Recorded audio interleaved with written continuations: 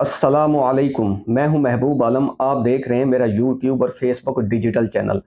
कल के व्लॉग में हमने बेटी और बेटे की जायदाद में वालदैन का जो हिस्सा है हमने उसको डिस्कस किया था। आज के व्लॉग में हम कलाला और कलाले के अगर सके बहन भाई मौजूद हों तो जो जायदाद है वो किस तरीके से तकसीम होगी हमने उसको डिस्कस करना है।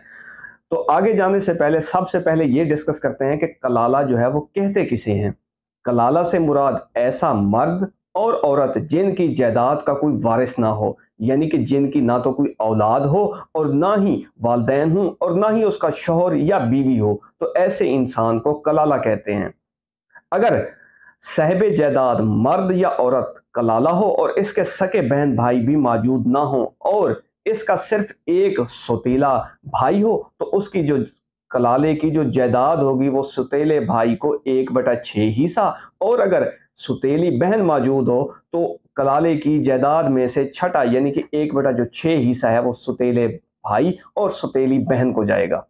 अगर बहन भाई तादाद में ज्यादा हूं तो सब जायदाद के 1/3 यानी कि 1/3 हिस्से में शरीक होंगे, और बाकी जो जायदाद होगी कलाले की वो करीबी रिश्तेदारों में, अगर दादा दादी नाना नानी या चचा चाची ताया फूफी खाला मामू या इनकी औलाद हो, तो जरूरतमंदों में ये जो कलाले की जायदाद है उसको तकसीम किया जाएगा।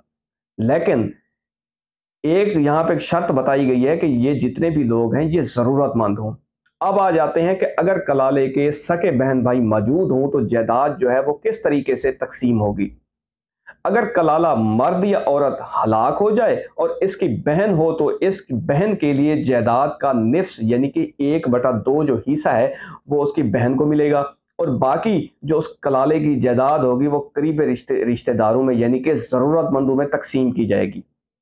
अगर इसकी दो बहनें हों तो इनके लिए जायदाद का 2/3 यानी कि 2/3 हिस्सा होगा वो इनमें तकसीम होगा, और बाकी जो जायदाद है वो करीबी जो रिश्तेदार जो गरीब होंगे उसकी जायदाद जो है वो कलाला की तकसीम हो जाएगी उनमें। अगर कलाला का एक भाई हो तो सारी जायदाद का जो मालिक होगा वही एक भाई होगा कलाला की सारी जायदाद का। अगर भाई बहन मर्द औरतें हों तो सारी जायदाद जो है वो इन्हीं में तकसीम हो जाएगी। मर्द के लिए 2 गुना हिस्सा इसका जो कि औरत के लिए है।